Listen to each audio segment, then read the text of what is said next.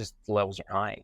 Really, the age of the home will affect, our approach, the size of the home, the severity of the contamination, radon in the home will affect our approach.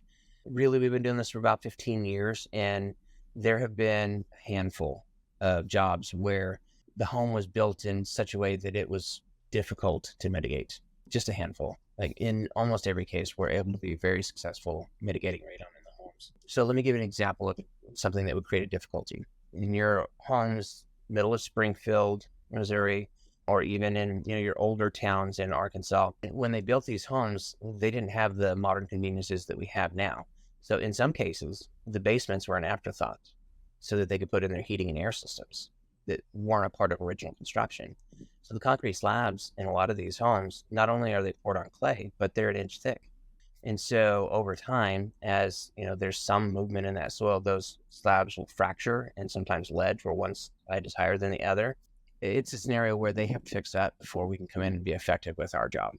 If your concrete is just ledging, like really offset where we're getting exposure to that soil throughout the basement, that becomes something of a foundational concern. Address that first. But beyond that, we get into, let's say the slab is good, but it's a 100-year-old home and they just have clay underneath there. It's really hard to move air through clay.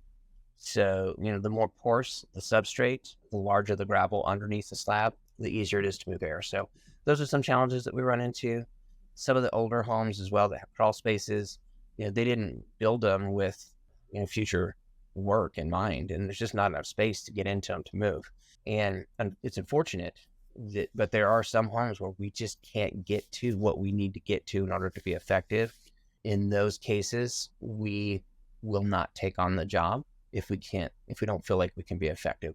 We're not going to charge a customer for nothing.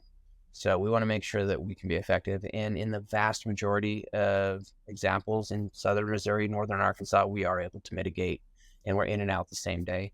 But there is occasionally a scenario where it proves challenging to the point where we're not able to be effective enough to take on the job.